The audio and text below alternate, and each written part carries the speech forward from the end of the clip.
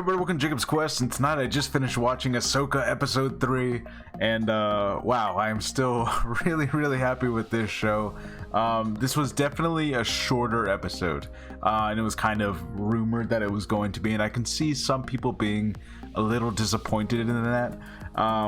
You know, and look, of course I wish that I could just watch the whole thing right now, and we have to wait like a whole week to get more of it. But this is more of a feeling of like, oh, I was having such a great time that I don't want it to end, and less of like a disappointed kind of feeling. You know what I mean? Like there's a distinct difference between like a show that leaves you unfulfilled and you wish you got more of it, and a show that like keeps you wanting more. You know, like there's a difference there, and this was definitely the latter, where it's like, man, I'm having such a good time, I want more of this. Yeah, just, and the other thing, the interesting thing about this is that like this episode didn't even necessarily further the plot a whole lot. Like we didn't, you know, jump forward to the next galaxy and do a whole bunch of stuff. We're still very much like setting up what feels like is gonna be the big halfway point where we do jump to the other galaxy and get a bunch of like, you know, where's Thrawn, where's Ezra, you know, all the answers that we're looking for. This still feels very much like we're kind of in the build up to that, you know. We really just have Sabine continuing her training with her lightsaber, and then she has to kind of train with the Force a little bit, right? Try to sense where Ahsoka is as she kind of tests her with some training sticks, you know. And then she even kind of talks to her about how, like, you know, hey, the Force is inside everyone, right? And I know this is going to be something that I can already see people debating about, but in like a fun way, not like in a kind of shitty way that sometimes people do. I can see the debates happening already where it's like, okay, what about midichlorians though? You know, where it's like the Force is inside everyone. And before the prequels happened, you know, it was very much the idea that all you had to do was train and focus and, you know, meditate, and you could become a Force user. You know, you could use the Force. That was very much the idea. And then the prequels came along and midichlorians were introduced, and that was divisive on its own, right? And so now we have like, we're kind of being told both things. You know, we have Huyang telling Ahsoka that, hey, Sabine would not have been chosen by the Order. She would not have been an acceptable candidate. You know, she doesn't have, they don't use the word midichlorians, they use the word talent. You know what I mean? So it feels like they're kind of avoiding that word for some reason. But yeah, it is kind of like she doesn't have the midichlorians enough that the Jedi would have said, yeah, we'll train you. But, you know, I suppose they're kind of leaning more towards the idea that, like, even people with really low midichlorian accounts, which, remember, every living being has midichlorians. It's just that typically people trained to be Jedi and Sith have above a certain threshold to where they can easily learn how to use the Force, right? But every living being does have them. So it's essentially the idea of like, all right, I'm going to try to train you, someone who either is barely above the threshold or even right below it, you know, Sabine here. I'm going to try to train you to use the Force, you know, and we've seen kind of instances of something similar to this. We have a Chirrut Inway in Rogue One, you know, blind, what was their... a Guardian of the Wills, right? That's what their title was on Jedha? Basically, you know, he was not levitating things or pushing things around with the Force, but he obviously could feel it. He could anticipate things happening, obviously, right? Like, he's a blind guy who's dodging and hitting and you know, he's like not getting shot by all these bullets, and all this crazy stuff's happening the whole movie until eventually he does die. But you know, so like we've kind of seen things like this where like maybe he didn't have enough midichlorians to be a full like Force wielding Jedi, but you know, he believed in it enough that like, yeah, he could definitely do things. So Sabine could either be similar to that, or she will eventually be able to move that cup. She sits there and she tries to move a cup and nothing happens for now. But it does feel like they're kind of like, you know, yeah, she's got crazy low midichlorians. She's a normal person essentially, but you know, if she really focused enough, something could happen, you know. So they're very much leaning in that idea, and I know there's going to be some people that hate that, but you know, it's that's a point that's been argued in Star Wars forever. You know, I know of some fans that have always believed that anyone could use the Force, and I know a lot of other people who definitely believe, no, you have to have this many midichlorians in order to use it. It's either you can or you can't, and that's it. So, you know what I mean? Up for debate. You feel how you feel. I'm okay with this. You know what I mean? Especially because they're definitely making it seem like it's very difficult and maybe impossible, but only because it's so difficult. You know, like, it's not like it literally can't ever happen, you know? So I'm okay with the way they're showing this to be the case. So kind of all of our ideas of like, well, Sabine never showed herself to be Force sensitive in Rebels, a lot of that kind of feels resolved now, you know, like a lot of those like, but how, but why, you know, like that's kind of gone. So they're doing that great, you know what I mean? Right now I'm like real happy with what they're doing.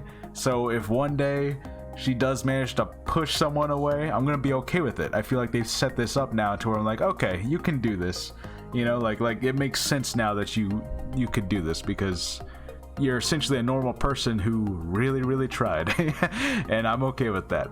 And now we see Hera, who is trying to convince the New Republic Senate, or at least this handful of senators, to basically, hey, let me take the fleet out on this mission because, you know, this Morgan Elsbeth escaped, and we think Thrawn is still out there, and we have I can't remember his name, the main character from Star Wars Resistance, the animated 2-season animated show.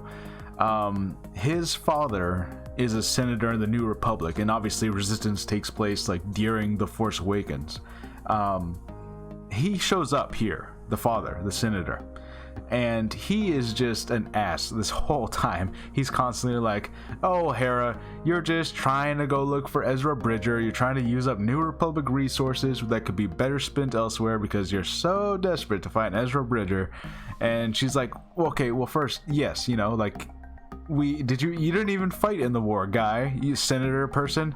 We actually, me and Ezra and we all actually fought, you know, like we risked our lives and did things, you know. So this guy over here, but basically they tell her no, essentially, of like, hey, there's not enough proof that there's a threat here, and you know, no one's buying her story here that Thrawn comes back. That means all of these scattered, you know, generals and warlords and anyone who's alive of the Empire, you know, your Moff Gideons of the world, right? All those people will essentially be able to gather around a strong, powerful leader who has, you know, several Star Destroyers that went with him at the end of Rebels.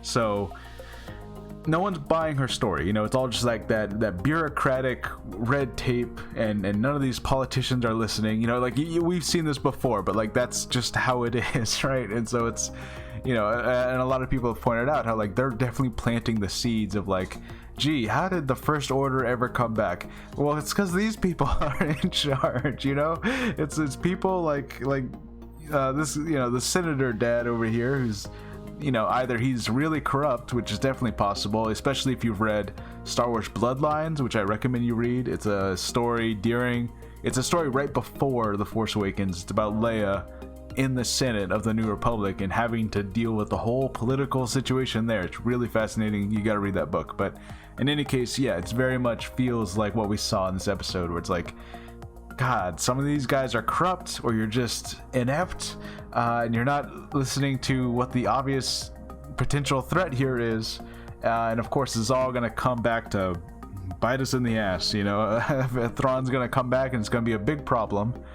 And then, because obviously we know what happens, we know that it doesn't just stop here. Even if they stop Thrawn, we know that like this attitude that the Senate has, these politicians have, it's just going to continue decades later when the First Order shows up and no one does anything about it. And so Leia has to start her own resistance. She has to leave the Senate because she's like, I'm going to start a new rebellion because you people aren't doing anything about, you know, the guys in the stormtrooper costumes. Like, you want to do something about it? Anyways, I'm getting off topic. So basically they tell Hera, no, you can't go do this thing, and Hera has to say like, hey, sorry guys, the fleet's not coming to join you, it's not up to me.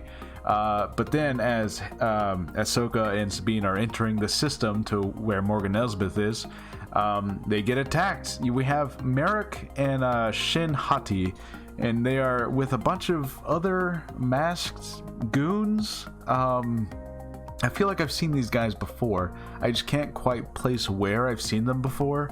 It might have been in The Mandalorian when we first see Morgan Elsbeth. I don't know if they were there, but in any case, these like masked goons are also there flying their ships, and they have like this really epic chase, and they're flying around the planet, and they get shot down at one point, and then they reach they confirm the thing they're building is essentially a giant hyperspace gate. It's what the Jedi used to use. If you think back to the prequels, Obi-Wan's ship used to have to dock to this thing in order to jump to hyperspace, because the Jedi ships didn't have hyperspace of their own, so they had to dock to these rings, and basically they've just built a giant one of those, and of course it's got its own turrets and lasers, and so they're shooting them down, and their ship gets hit, and so Ahsoka has to spacewalk. She gets in her own like space outfit, which it was kind of funny because of course the helmet of the space outfit had to like be fitted to her Montrails and Leku and all that stuff, right? Like it had to be fitted to all that, so it's a funny looking outfit, but it's very much like if you go watch the Clone Wars, there's a lot of instances where they go out in space and with the spacesuits on, and they have lightsaber stuff and clone troopers doing stuff in space. This very much felt like a scene from the Clone Wars, so it's like, yeah, this is exactly how it was. So she takes out a couple of fighters, just by jumping and hitting with the lightsabers, and they manage to go back down, and basically that's where the episode ends. They land on the planet, and they manage to confirm like, okay, so this is a hyperspace ring that they're building here. My question is, the hyperspace ring itself, is that the vehicle that they're going to use to go to the new galaxy, or is there some giant ship that is going to dock with this thing, and then that's what's gonna go? You know what I mean? Because like I said, with the Jedi fighters, they would like dock to the ring, and then they would blast off with the ring attached. This is just the ring itself. So is there a giant ship coming, or is it just the ring that's gonna go? It's kind of unclear. Either way, it's fine. Obviously the ring itself has a bunch of turrets on it, so it can act as its own battle station. It's fine, but I'm just curious if we're going to see like a giant Star Destroyer hook up to this thing and then and then get out of there. So who knows? Really curious about that. But they also confirmed that like, okay, yeah, the Jedi archives had talks of old hyperspace lanes between galaxies using the migration lanes from the Purgle, right? And we see a bunch of Purgle. They kind of like fly through there, and they use them to escape Shin Hati. It's a really cool chase, and it does take up a big chunk of the time, but I was thrilled the whole time just watching the action happen. This is a very action heavy episode.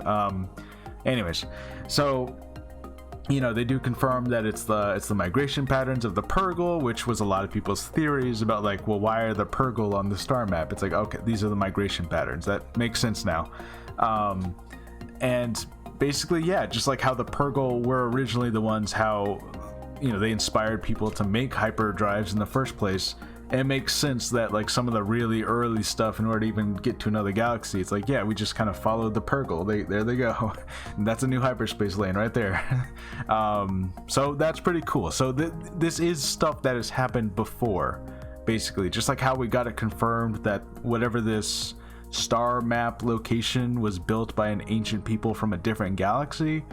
Now we confirm that even the Jedi knew about like, the other galaxy. The Jedi were aware of this. This isn't like a new thing. It's just a thing that has not been done in a really long time. Anyway, so Ahsoka, Sabine, and Dr. Huyang are on the planet. Balin is there with a bunch of goons and a couple of those assassin droids, the HK droids, and he's just like, all right, they're here on the planet, go find them.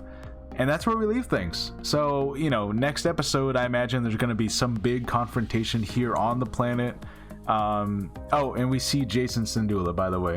Hera is there after she talks to the useless senators, which, by the way, I think a lot of people are going to be disappointed in Mon Mothma, because she was such a like powerful rallying character in Andor, right?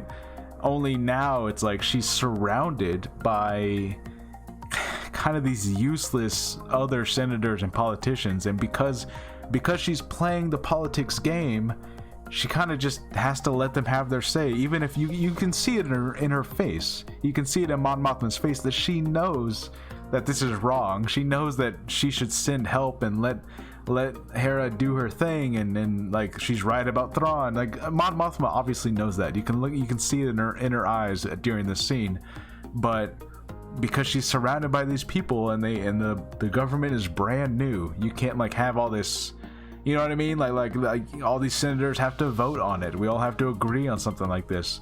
You can't just like disrupt, you know, this very fragile new thing. She kind of doesn't have a choice but to go along with these stupid, useless people.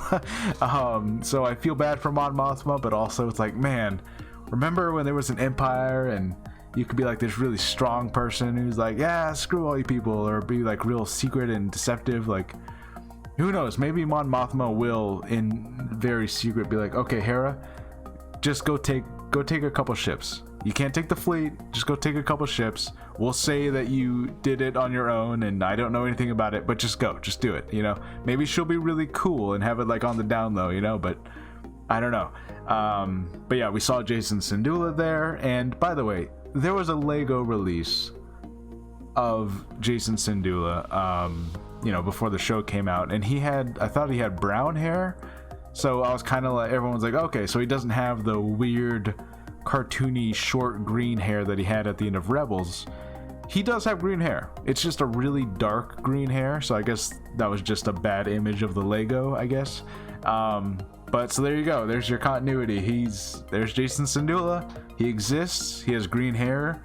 He mentioned how he wants to be a Jedi, and he's like, oh, is it true Aunt Sabine's gonna be a Jedi?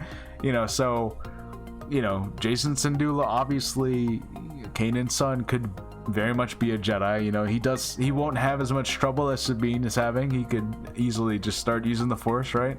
And you know, just like a lot of characters like Grogu and all that, it's like, so what happens to this kid? Because we know what happens to Luke's Academy, and I doubt that they would just like kill off Jason Syndulla like in the future, you know?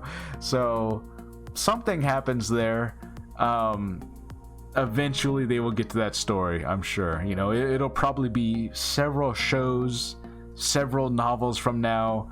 There will be some random, you know, 6-issue mini comic series about Jason Syndulla when he's like 20 years old or something. I don't know. They're gonna come up with something much later down the road, but at the very least, he's in live action. We've seen him. We remember that he exists. He does have the green hair. There you go. And yeah, basically that's just where we're at. You know, they're on the planet.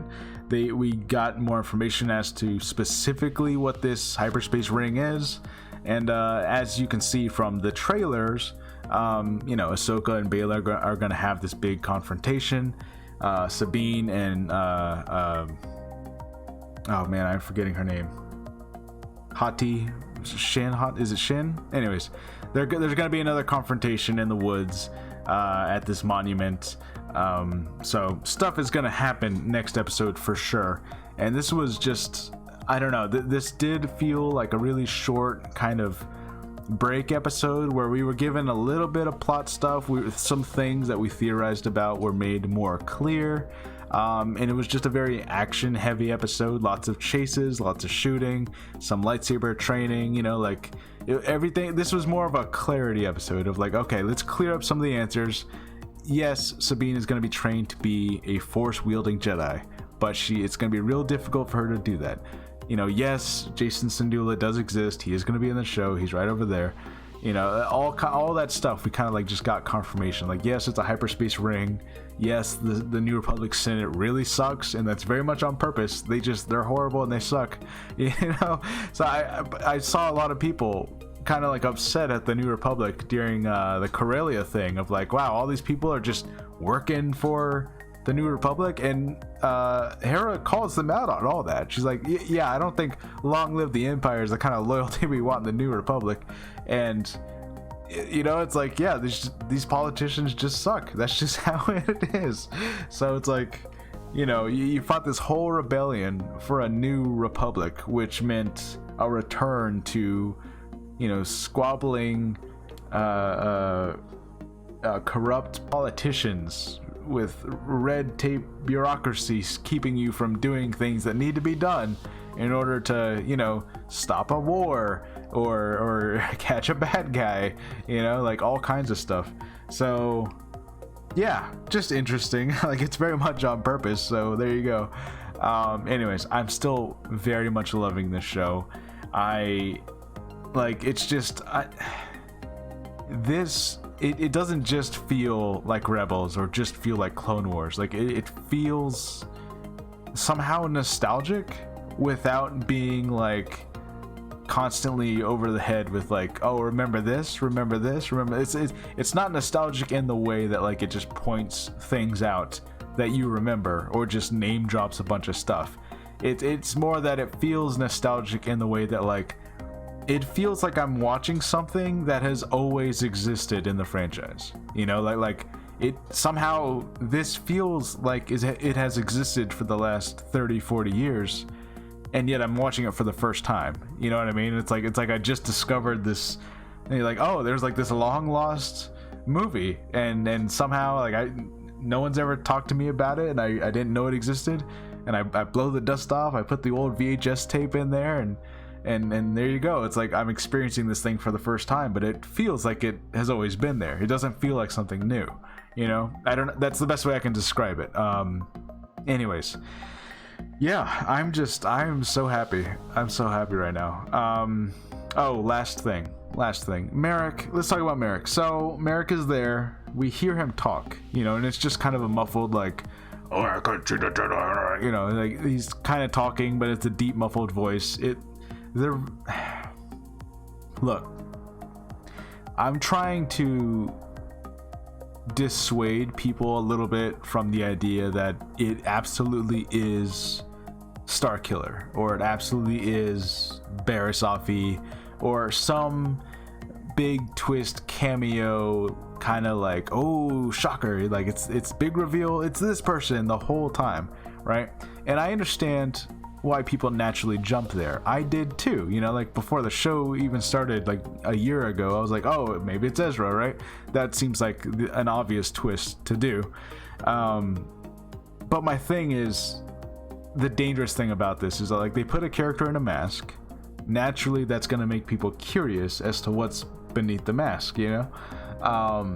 But the dangerous thing there is that like the second you get your heart set on an expectation of like, it has to be this, no, I bet you it's this because this would be so cool, you know, people tend to fall in love with their own theories. They fall in love with their own ideas because they think that they are the best ideas in the world and they would be so cool if it happened. And that's why people are so happy when their theories come to fruition. They're like, yes, I was right, you know? The dangerous thing, of course, is that the opposite tends to happen more often than not, is that like people are so dead set on something being true, and then when it's not, they get so disappointed and they're like, man, this show sucks, that was a stupid reveal, that was a stupid surprise, when actually the show never actually told you that this was supposed to be a reveal. They never told you it was supposed to be a surprise.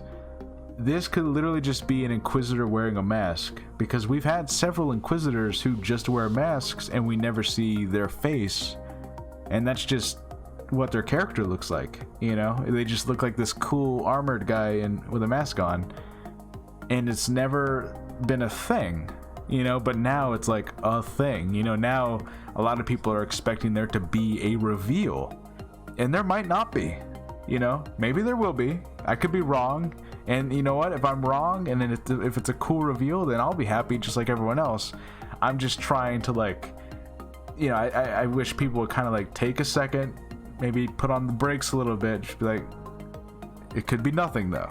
You know, like if you get too overexcited and then it turns out to be nothing, which it could still be, then it's like, you know what I mean? Like, you kind of did this to yourself. But people aren't going to take it that way. They're going to act like the show did it. But the show didn't really do it. The show never promised you that this is a big reveal. They have people in masks all the time in this franchise, and they're just people in masks. You know? So, anyways. That's my thing about Merrick. It would be cool if it is someone, you know? But, I'm not gonna like hold my breath and be like, it's gotta be this, it's gotta be that. We'll see. We'll see. And if it's a reveal, all I ask is that it makes sense and that it's like has a reason for it. You know, like it's not just like a, ooh, the audience is gonna love this. I want it to like make sense within the world. You know, like if it's Barriss, then that matters to Ahsoka. If it's Starkiller, Ahsoka doesn't know who that is, but we do. So the show can't act like it's supposed to be real important because the characters don't know this guy. They didn't. Ahsoka did not play Force Unleashed. She has no idea who this is. You know, so if the helmet comes off, you know, she can't act all shocked about it. She has to just keep fighting because she's like, it's just a dude to her.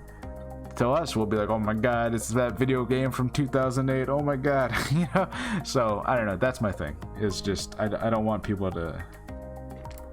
I don't want people to get too excited, you know, before they get real disappointed. Anyways, let me know what you guys thought about Ahsoka episode 3. Let me know any fun theories. Let me know if you're scared about people having too many theories, and just let me know how you feel about the show so far. Like, are you feeling the same way I'm feeling, where like it just feels like a naturally nostalgic thing, not like a forced nostalgic thing? You know what I mean? Like it just feels like it's always been here. It's always been part of the franchise, and we're only just now learning about it, but it's been here the whole time.